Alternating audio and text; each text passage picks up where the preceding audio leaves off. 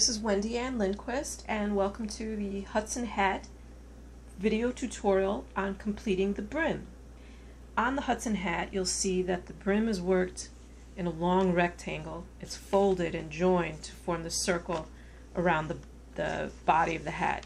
This is Razor. He likes to help with the videos when there's paper and yarn involved.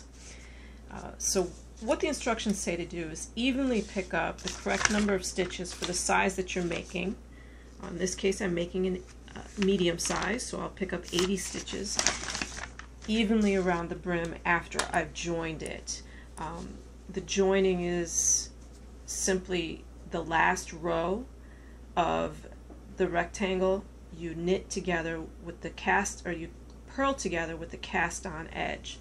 And there's pictures in the pattern to show you how to do that. It's fairly straightforward. Alternately, you can sew the seam. At any rate, we pick up stitches without working them. We just use our needle and pick up stitches all along the edge of the brim after it's been joined into this circular shape, because we knit it in a long rectangle this way. You'd actually be working like this, back and forth, back and forth, back and forth, to make a long rectangle that you put together. As you do that, switching colors, you have floats.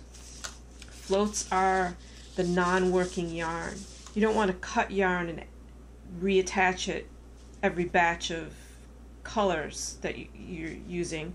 So what you do is you carry the yarn along the edge. So when I did this contrasting color, I carried the main color of my hat along the side. I just twisted it around that first row of stitches, and then I did the reverse when I worked the stockinette in the contrasting color.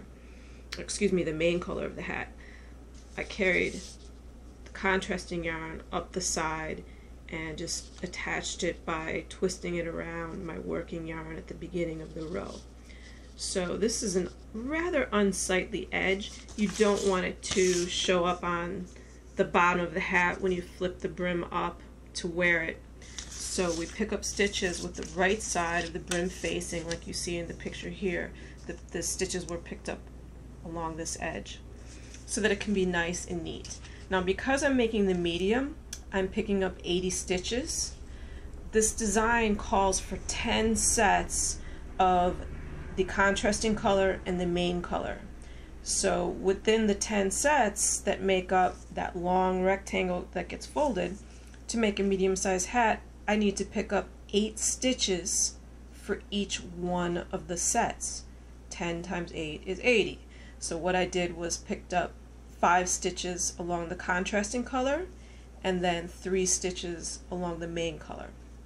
Once you've done that, you've gone around the whole edge, making a nice, precise judgment on picking up this yarn. You flip the hat over so that the wrong side of the brim faces you. One-handed camera operation here. And now I'm going to go ahead and work the body of the hat. I'll start by purling this first row so that when I turn it up, the edge is neat and it's with knit stitches. What we do next is we work the body of the hat in this contrasting color. In this case, it's in the main color of the yarn, which in this case I'm using this beautiful Knit Picks Wool of the Andes, which is a little lighter weight than the original yarn in the pattern, but it works just fine. It's a gorgeous yarn. They have such a great color range. Try to find this color for you. Amber Heather. It even sounds pretty. Anyway, you'll work the hat now in rounds all the way up until you start to decrease stitches at the top, adding these 7 stripes here. And then when the hat is finished, this bottom piece will then fold up. So the right side of the brim will be against the right side of the body, and you have a nice clean join. So I hope that helps. Please rate the pattern if you enjoyed working with it. If you have any questions or feedback, you can reach me via the email that's in the pattern.